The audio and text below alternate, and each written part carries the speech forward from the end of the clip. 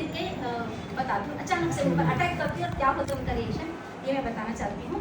पर उसके पहले मैंने आज ना छोटा सा कि हम महिलाओं को अपने संरक्षण की जवाबदारी किस तरह से निभानी चाहिए और क्यों जरूरी है। तो यत्र नार्यस्तु पूज्यन्ते रमन्ते तत्र देवता। हमारा देश जहाँ नारी के सम्मान को सर्वोपरि माना गया है, देवी का कब से पूजते हैं, चाहे वह पत्नी हो, प्रेयसी हो, बहन हो, बेटी हो, पर उसका सर्वश्रेष्ठ रूप एक माँ का है, जिसके प्रति हम अगाध श्रद्धा रखते हैं। भगवान को भी इस धराधाम में जन्म लेने के लिए एक माँ के कोख की जरूरत पड़ती है, जो अनुसुईया के रूप में ब्रह्मा विष्णु महेश जैसे त्रिलोकों को नन्हा अबोध शिशु बना देने का सामर्थ्य रखती है। अहिल्या, द्रौपदी, तारा, कुंती और मंदोदरी जैसी सती साध्वियों की यहाँ कन्या मानकर पूजा की जाती है। नित्य प्रातःकाल की प्रार्थनाओं में उनके नामों का प्रतिदिन स्मरण किया जाता है। पौराणिक काल में मातृ तत्वात्मक व्यवस्था थी, तब संतान माता के नाम से जानी जाती थी, जैसे कौशल्यानंदन, यशोदानंदन इत्यादि अर्धनाश्रों की कल्पना हमारी भारतीय संस्कृति में नारी के सम्मान की ही सूचक है।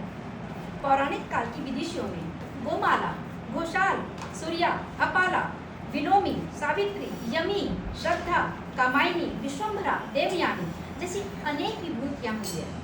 मंडन मिश्र जब शंकराचार्य जी से शास्त्रार्थ कर रहे थे, तो उनकी विदुषी पत्नी भारती ने शंकराचार्य जी को पराजित किया था। गार्गी, मैत्रेयी, सुलभा, विद्योत्तमा, झांसी की रानी लक्ष्मीबाई, मेवाड़ की पद्मावती रानी जैसी असंख्य नारियों की महान गाथाओं से इतिहास भरा पड़ा है। पर आज नारी और उसकी अस्मिता एक संक्रमण की स्थिति से गुजर रही है। नारी की महिमा और गरिमा को सोशल मीडिया में आने वाले विज्ञापनों में सेक्स सिंबल, एक प्रोडक्ट की या उपभोग की वस्तु के रूप में दिखाकर धूल में मिलाने की कोई कसर नहीं छोड़ी गई है। उसकी खिल्ली उड़ाने की रील और मीम्स बनाए जा रहे हैं। यह विडंबना नहीं तो और क्या है। यह बड़ी विचित्र, दुखद और भयावह स्थिति है, जिससे आज कामकाजी स्त्रियां, छात्राएं, गृहिणी सभी जूझ रही हैं। हम अपना स्वरक्षण कैसे करें? इसके लिए ढेर सारे उपाय और प्रयास हैं। अधिकांश उपायों से, समाधानों से हम सभी परिचित ही हैं।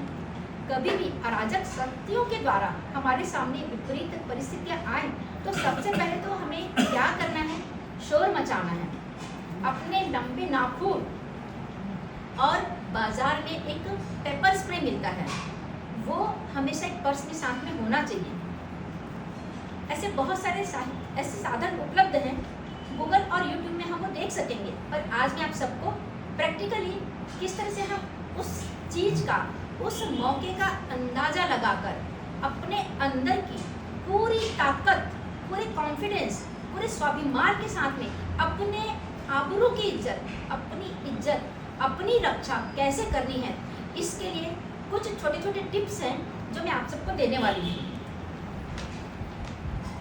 आधी रात के बाद बॉयफ्रेंड के साथ सुनसान सड़कों पर घूमना और यात्रियों से खाली बस में बैठ जाना उनके लिए जैसे घातक हो गया है, तो उन सब चीज़ों का ध्यान भी रखना बहुत जरूरी है। मैं भी नारी की अस्मिता और गरिमा को बना रखने की कट्टर समर्थक हूँ। मैंने एक बार सोशल मीडिया में एक पिता पुत्री के वार्तालाप को देखा और पढ़ा था कि भाई ये मोबाइल बहुत कीमती है, इसे कवर लगा के रखो ताकि आपका मोबाइल जो है वो खराब ना हो जाए।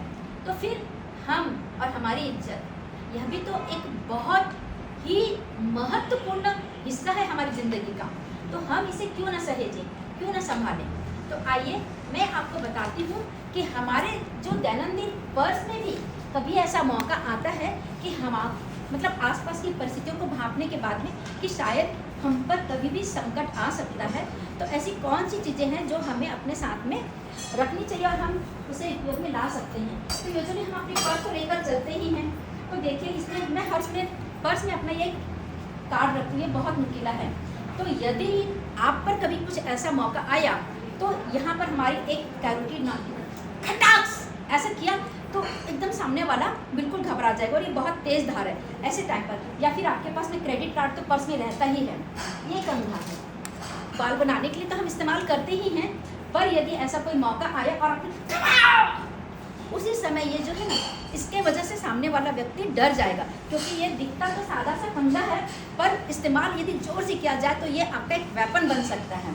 अभी ये चश्मा है, इसे वैसे तो हम स्टाइल मारने के लिए यूज़ करते हैं, पर यही चश्मा जो है आपके रक्षा का एक बहुत बड़ा घटक बन सकता है, क्योंकि आप इसको ऐसे कीजिए, जोर से गड़ा दीजिए, तो ये जो मेटल वाला यदि चश्मा रहा तो वो तो बहुत ज़्यादा मतलब आपको हेल्पफुल हो सकता है। पर ऐसा कोई भी चश्मा हो, चाहे सेफ्टी पिन, मेरे पर्स में हमेशा एक सेफ्टी पिन लगी रहती है। आज ये एक नुकीला सा कहाँ से एक खील भी आ गया है, तो धीरे से जब हम सामने वाले की स्थिति को भांप लेते हैं और उसको पता नहीं लगना चाहिए कि हम अभी उस पर कुछ अटैक करने वाले हैं, देख लेने का धीरे से, और उसके बाद में समझो अभी ये पर्स भी है तो इसको आप हनुमान की गदा के रूप में इस्तेमाल कर सकते हो, जोर से ऐसे करके। तो इस समय आपकी ये जो पर्स है वो भी आपके हनुमान की गदा, पर आपको ये मालूम होना चाहिए कि ये पर्स हनुमान की गदा की तरह आपको यूज़ करनी है। तो उसके लिए डरना नहीं, घबराना नहीं, अपनी पूरी हिम्मत, अपनी पूरी ताकत को अपने अंदर जमा करने की, भगवान से प्रार्थना करने का कि ये ऐसा मौका है, मुझे अपनी रक्षा खुद करनी है। चाबी का गुच्छा पर्स में तो रहता ही रहता है, तो इसमें ये जो चाबी है ना, इसका नुकीला हिस्सा ये जोर से किसी को गड़ा दो, उसी समय सामने यहाँ पे भी गड़ाने का मौका मिलता है तो बहुत ही अच्छा है। और अपने शरीर में ये जो कोहनी है, यदि ऐसा उनके बीच वाले हिस्से में यदि आप कभी ये करते हैं, अटैक करते हैं, तो ये और हमारा उठा इस तरह से यदि इसके बीच के हिस्से में मारते हैं तो सामने वाला ऐसे ही तिलमिला जाता है और आपको भागने का या अपनी रक्षा करने का मौका मिल सकता है। पेन सबके पर्स में रहता है, सामने वाले को पता नहीं लगना चाहिए कि आप धीरे से आपने पर्स निकाली, पेन निकाला और ये पेन की नोक आपके लिए एक बहुत बड़ा वेपन बन सकती है। कभी आपने सोचा भी नहीं होगा, पर इसको वेपन की तरह इस्तेमाल करना है, यूज़ करना है और सामने वाले को इसकी भनक भी नहीं लगने दें। इससे धीरे से, और हाँ भैया कितने दूर बचा है, कहाँ बचा है, और आपको ध्यान में आ रहा है कि सुनसान रास्ता है और वो आपको सही से जवाब नहीं दे रहा है, खास यदि आप रिक्शे में पीछे तो आपको बिल्कुल पीछे से ऐसे अटैक करने में कहीं से बिल्कुल कोई दिक्कत नहीं हो सकती है। अभी ये कहाँ से मेरे पास में ये आ गया है, या फिर कभी कभी मेडिसिन रहती है ना हमारी, तो ये मेडिसिन से ना एक चक्कू के जैसे काम करती है, दिख रहा है ये चकास ऐसे करके आप करेंगे ना तो ये आपके चक्कू का काम कर सकती है। तो ऐसी बहुत सारी चीज़ें, पेन का ढक्कन, ये भी आपको इस तरह से ऐसे काम में लाया जा सकता है। तो ये एक परफ्यूम सबके पर्स में रहता ही है, सभी लेडीज़ लोग अपने पर्स में परफ्यूम रखते हैं। तो ये मैंने जस्ट एक मॉस्किटो रिपेलेंट का लेकर आया आपको एग्जाम्पल देने के लिए। तो धीरे से निकालने का ऐसा कर दिया तो ये आँख में जाने से लगे सामने वाला जो है वो थोड़ा सा डर जाता है, वो हो जाता है कि क्या हो गया, फिर ऐसे करें तब तक आपको भागने का मौका मिलता है। और जब भागने का मौका मिले तो जोर से चिल्लाइए हेल्प हेल्प हेल्प, और कोई ना कहीं से तो आपकी मदद के लिए ज़रूर आएगा। तो मेरा आप सबके ये कहना है कि नारी को अपनी खुद की रक्षा करने के लिए क्या जो उपाय हैं वो हर उपाय करना ही चाहिए, और इस तरह से लोगों को भी आप इस चीज़ों की नॉलेज दीजिए, क्योंकि किसी को मालूम नहीं होता कि पर्स में रही हुई छोटी छोटी चीज़ें भी हमारे काम में आ सकती हैं। धन्यवाद। बहुत बढ़िया, बहुत